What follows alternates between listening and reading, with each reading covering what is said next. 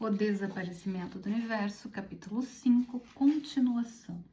E o Gary: acho que não devia ter pensado nele como um babaca, não é? E o Arten: isso mesmo, vossa babaquice. Como Jota o aconselha no curso, assim como tu o vires, verás a ti mesmo. Ai, vou fazer uma aspas aqui, porque eu vi uma pessoa, já fiquei pensando, meu Deus, que pessoa chata. E na verdade eu estava falando de mim mesma, então, né? Mas tá tudo certo, vamos continuar. Gary: estou ouvindo. Antes que eu me esqueça, o que você disse sobre o sistema solar e o que explica por que a astrologia funciona de vez em quando. E a puxar sim, mas a astrologia não é exata, e o que estamos descrevendo sempre é preciso, porque corresponde exatamente à causa e efeito no nível do universo, de acordo com o roteiro do ego. É verdade que a astrologia, numerologia e muitas outras coisas vão de vez em quando estar em correlação com o roteiro, mas são um jogo de acertos e erros, porque uma parte do roteiro é que ele mesmo nunca seja totalmente previsível, senão não teria o aspecto da graça, do acaso. O acaso ajuda a manter o inevitável choque, caos e medo que sempre aparecem no roteiro. E o Gary: isso faz parte do sistema. E a puxar sim, a natureza caótica do ego também garante que nunca haverá uma teoria unificada sobre o universo que vai se manter através do tempo. Porque o universo, de fato, não é baseado no pensamento da unidade. Ele é baseado no pensamento da separação e da divisão. Entretanto, ele inclui padrões fascinantes e engenhosos que ajudam a lidar a ilusão de unidade. É por isso que você não deveria ficar impressionado com cada nova descoberta ou teoria sobre o universo. E daí, se as supercordas puderem fazer a gravidade funcionar tanto no nível newtoniano quanto subatômico, uma ilusão ainda é uma ilusão. Não estamos dizendo que você não deveria pesquisar ou analisar, se é isso que faz. Vá em frente, apenas tente se lembrar de que você está fazendo isso durante um roteiro de sonho pré-programado. E o Gary: sem mencionar o fato de que você é um maldito robô, e a puxar apenas temporariamente. Você não será um robô tão logo entre em contato com seu poder de escolha. Será o dia da independência, Gary. Você nunca mais será o mesmo logo que descobrir como perdoar.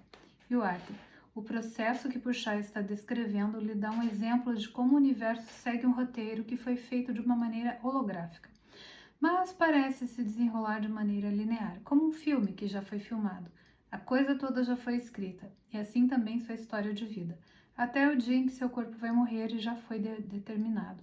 A única liberdade real que você tem é de escolher voltar a Deus por escutar a voz por Ele, em vez de continuar indefinidamente dentro de um sistema fixo, que não tem nada a ver com Ele. Seu cérebro não foi programado para conhecer Deus. Sua mente diz ao seu cérebro o que fazer. Fique feliz que o universo e o seu cérebro não têm nada a ver com Deus e que existe uma maneira de voltar ao seu universo. Você pensa que seu universo é impressionante porque é tudo o que pode se lembrar. Pensa que ele é grande, mas não é. O que tem feito é fazer com que você mesmo pareça e se sinta pequeno, como uma pecinha de quebra-cabeças. Você é como uma criança, um brinquedinho, dos quais não quer abrir mão. Entretanto, o que de fato é, não pode sequer ser contido pelo seu universo. E o Gary: este universo é um brinquedo de corda. Essa ideia poderia ser demonstrada cientificamente e a puxar. Parte dela pode, e outra parte não. Não se pode medir o pensamento. É possível medir as mudanças no campo magnético, mas não se pode provar o que está causando as mudanças elétricas no cérebro. É possível documentar a química resultante das reações hormonais no corpo, mas uma vez que o cérebro tenha recebido sinal sobre o que fazer, tudo é efeito. Isso é projetado de forma a que você pense que o corpo é independente, mas como o curso ensina logo no prefácio, o corpo parece ser amplamente automotivado e independente, no entanto, ele responde só às intenções da mente. E o Arten: é claro que seu corpo, seu mundo e seu universo estão todos respondendo simultaneamente às intenções da sua mente. Isso é assim porque, na verdade, só existe uma coisa: ou uma mente egóica, que é o pensamento único da separação. Ensiná-lo leva a todos os tipos de descobertas fascinantes que servem como uma cenoura em um galho para mantê-lo interessado. A sincronicidade, por exemplo, ela é apenas um símbolo da pseudonicidade, que sempre existe até mesmo na ilusão.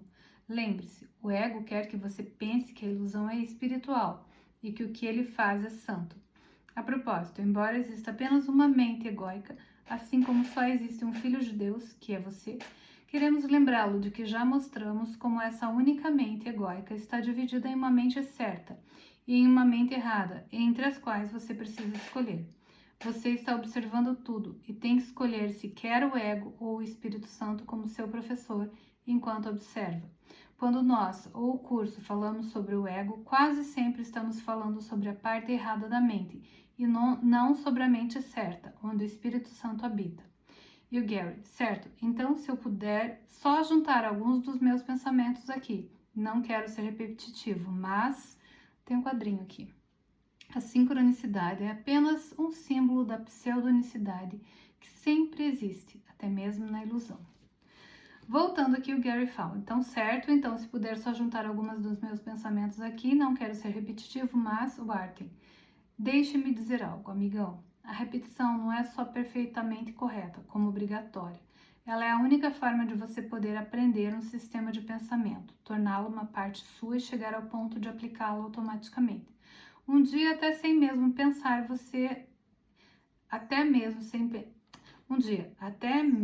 sem nem mesmo pensar sobre ele. É por isso que ele é chamado de praticar o perdão. Você pratica inúmeras vezes até que ele se torna uma segunda natureza. Sua segunda natureza. Você vai ver. E o Gary, tudo bem. Estou pensando que o sistema de pensamento e o roteiro do ego explicariam muitas coisas, como por exemplo, como por que algumas crianças nascem doentes ou deformadas.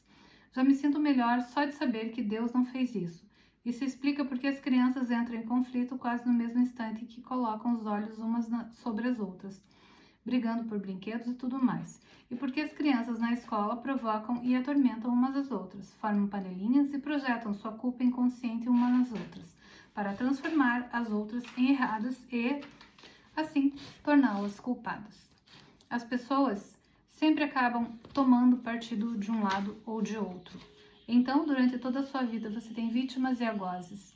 Existem todas essas diferenças que fazem tornar algumas pessoas melhores do que outras, que parecem fazer com que algumas pessoas se sintam superiores e outras desprezíveis. Nós vemos opostos em todos os lugares. O que as pessoas têm como certo, como a saúde, a doença, a beleza e a feiura. Entretanto, a única coisa que lhe diz que algo é belo ou feio é seu corpo. Então, tudo é subjetivo e feito a partir do nada, mas você só aceita porque é tudo que conhece. E existe o amor especial, assim como o conflito perpétuo de ódio especial.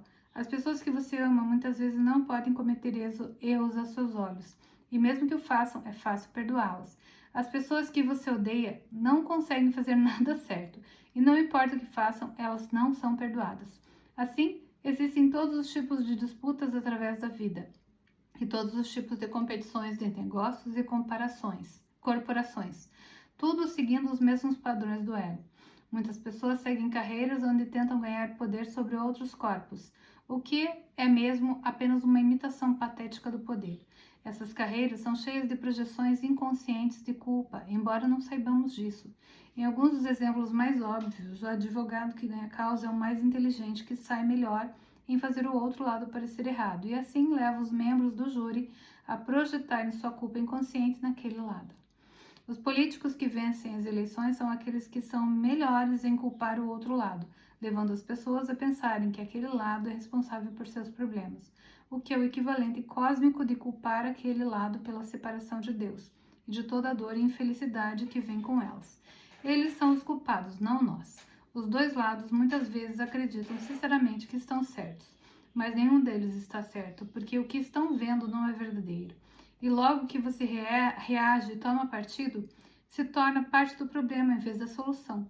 O tempo todo, as pessoas que não perdoam não percebem que tudo o que fazem é reagir a um projeto autodirecionado e ficar presas ao plano do ego.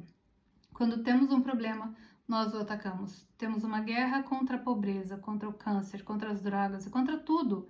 E nenhuma delas funciona. Até mesmo nossos esportes da infância à maturidade são travados como as guerras.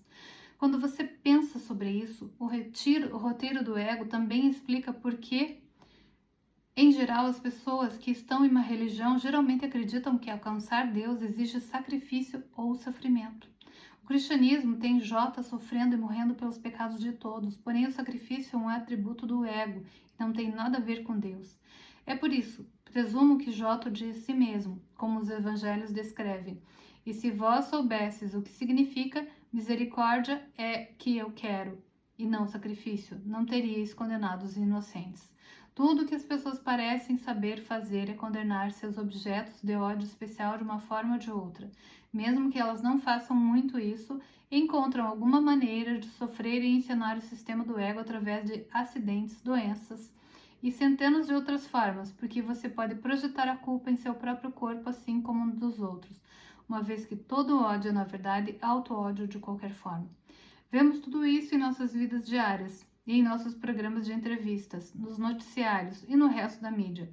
Infelizmente, a extensão eventual e lógica dessa projeção é a violência contra aqueles que estão sendo transformados em errados na mente, não importando a forma que a violência assumir. Por isso, é possível ter crimes de ódio ou, em um nível internacional, guerras. No nível doméstico, existem batalhas políticas que resultam em pessoas atacando outras verbalmente ou, dependendo do lugar e da época, poderia haver uma discussão política que resulte em uma guerra civil geral, como já aconteceu até mesmo na América. Tudo isso é dualidade, que é simbólica do conflito da mente egóica dividida. Em tudo, das forças da natureza, expansão e contração econômica, tanto em nível individual quanto em um nível mais amplo. Eu poderia continuar falando para sempre. E o Arte, você já fez isso. O que diz é verdade, meu irmão, e o perdão verdadeiro pode mudar o mundo, pois o mundo é meramente um símbolo da mente coletiva, a única do ego. Pode colocar isso de maneira ainda mais enfática. O perdão é a única coisa que pode mudar mesmo. Pode mesmo mudar o mundo. E esse nem mesmo é o propósito do perdão. Os benefícios reais do perdão verdadeiro vão para aquele que perdoa. E o Gary, presumo que os benefícios também vão simultaneamente para aquele que recebe o perdão. E o Arden, sim, mas isso é trabalho do Espírito Santo. Ele vai garantir que ambos sejam cuidados. Seu trabalho é cuidar da sua parte fielmente. Quando parecer escolher o perdão nesse nível, e digo que parece escolhê-lo aqui, porque você na verdade não está aqui, conforme faz sua escolha aqui, o Espírito Santo leva a mensagem à sua mente inteira. Não importa que não possa ver isso. Você está sendo curado em um nível mais amplo sempre que escolhe a alternativa do Espírito Santo em vez do plano do ego. Você foi programado para encenar o roteiro do ego, mas pode e vai se libertar dessa programação.